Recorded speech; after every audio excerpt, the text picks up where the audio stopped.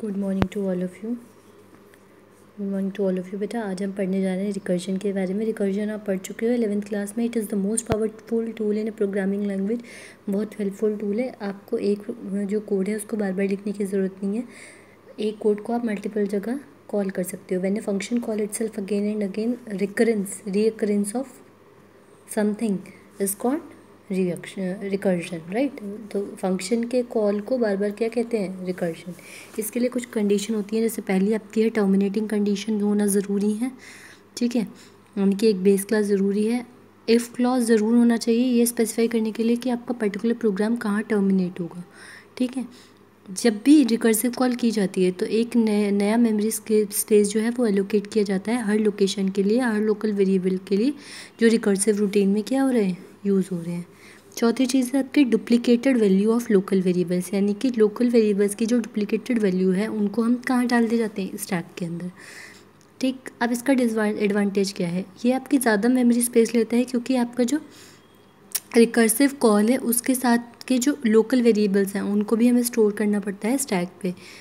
तो इससे क्या होता है, जो आपका कंप्यूटर वो रन आउट ऑफ मेमोरी जा सकता है। जैसे अगर रिकर्सिव कॉल बार बार होते जा रहे हैं और आप उसको चेक नहीं कर रहे हैं तो computer out of memory run कर सकता है, ठीक है। ये कंपेरेटिवली लेस एफिशिएंट है किस चीज़ में? स्पीड और एग्जीक्यूशन टाइम के बेसिस पे।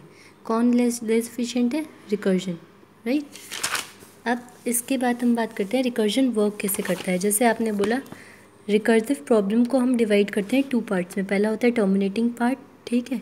जब एक फंक्शन डायरेक्टली वैल्यू रिटर्न कर देता है, ये सबसे छोटी पॉसिबल प्रॉब्लम में हम टर्मिनेटिंग पार्ट यूज़ करते हैं कि एक फंक्शन ने कॉल किया और डायरेक्टली वो वैल्यू रिटर्न कर दे, ठीक है। रिकर्सिव पार्ट क्या होता है?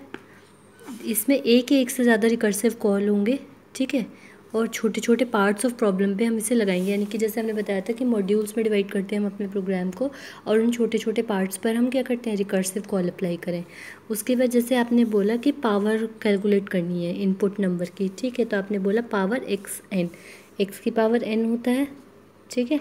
इस तरीके से चलता है। अगर n की वैल्यू 0 है यानी कि x की पावर 0 है तो ऑब्वियसली वैल्यू क्या रिटर्न करेगा? 1, ठीक है। तो रिटर्न कर दिया 1। एल्स क्या है? x में क्या जाकर x into power of (x(n-1), ठीक। क्या हो जाएगा? रिटर्न करेगा x इंटू एक पावर ऑफ (x(n-1), ठीक है। तो अब जैसे हमने a की वैल्यू सपोज दी 2, ठीक। यहाँ पर हम क्या कर रहे हैं? पावर फंक्शन को हमने एक तरीके से यहाँ पे कॉल किया, प्रिंट करा रहे हैं 2 की पावर 2,4। तो इसका मतलब क्या हो गया? 2 की पावर 4, क्योंकि हमने बोला था x(n) का मतलब क्या हो जाता है? x की पावर n। तो 2 की पावर 4 16 क्या आ गया? हमारा आउटपुट आ गया, ठीक।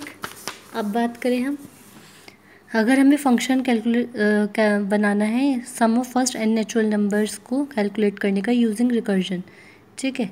तो आपने बोला आपने फंक्शन डिफाइन किया रिकर्जन सम n अब if n is less than, अगर n छोटा है या बराबर है 1 के तो रिटर्न क्या करे? n। नहीं तो क्या करे? रिटर्न n प्लस रिकर्सिव सम n-1, ठीक। तो नंबर जैसे आपने इनपुट करा एंटर अ नंबर, इसने बोला एंटर अ नंबर में आपने क्या एंटर करा दिया? 6, ठीक है। तो 6 प्लस 6 माइनस 1 यानी कि 6 प्लस 5। नेक्स्ट कॉल में क्या हो जाएगा?